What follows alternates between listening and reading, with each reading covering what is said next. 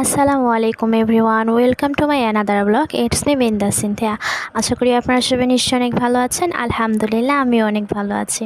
তো আজকে সকাল থেকে কেন জানি খুব বোরিং লাগছিল, বাইরে যেতে ইচ্ছা করছিল, কিন্তু কই যাব বুঝতে পারছিলাম না। তো আমার কিছু কাজিন ছিল, আমি তাদেরকে বললাম যে চলো কোথাও যাওয়া যাক। তো তাদেরকে আমি নক দিই, তো তারাও রাজি হয়ে যায়। তো আমরা তো রেডি টেডি হয়ে বিকালে বেরিয়ে পড়েছি। আর আমরা সত্যি জানতাম না আমরা কোথায় যাব। তারপর রিক্সায় উঠে আমরা ডিসাইড করলাম যে আসলে যাব কোথায়। তো আমরা যাচ্ছি এখন রেস্টুরেন্টে, এটা হচ্ছে বাস স্ট্যান্ডে। তো আপনাদের সাথে বকবক করতে করতে দেখুন চলে এসেছি রেস্টুরেন্টে। আর এখন আমরা চলে যাব ছাদে, কারণ এই রেস্টুরেন্টটা ছিল ছাদে। 3 তলা না 2 তলা আমার অতটা খেয়াল নেই, বাট এটা ছাদে ছিল। আর এই ভিডিওটা হচ্ছে অনেক আগে ভিডিও, তো এতদিন দেশের অবস্থার কারণে পোস্ট করা হয়নি, তো ভাবলাম এখন আপনাদের সাথে একটু শেয়ার করি। তো এই তো দেখুন আমরা ছাদে চলে এসেছি। আর এখানকার ডেকোরেশনটা আমার কাছে অনেক ভালো লাগছে, অনেক সুন্দর ছিল রেস্টুরেন্টটা। তো বাইরে জায়গা ছিল না, যার কারণে আমরা ভিতরে এসে বসি। আর ভিতরে আসে দেখি সবাই জোড়া জোড়া বসে আছে, মানে কাপল।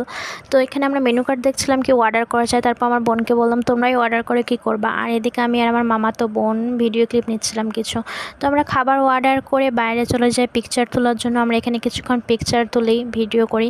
আর বাইরে আসে দেখি কি এখানে এখন সিটগুলো ফাঁকা পড়ে আছে। তো আমরা আর আসলাম না এখানে, কারণ ভিতরে একবার বসে পড়েছি।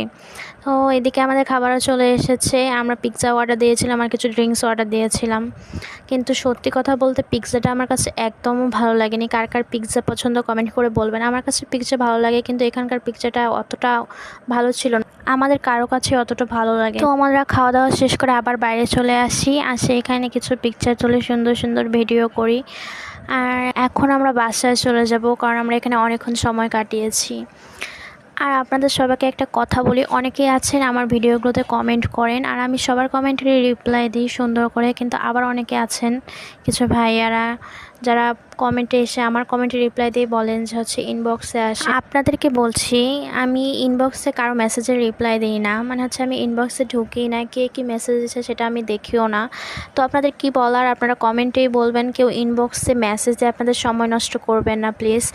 আর একটু দেখুন আপনাদের সাথে বকবক করতে করতে আমি বাসায় চলে এসেছি। তো আজকে এই পর্যন্ত, সবাই ভালো থাকবেন।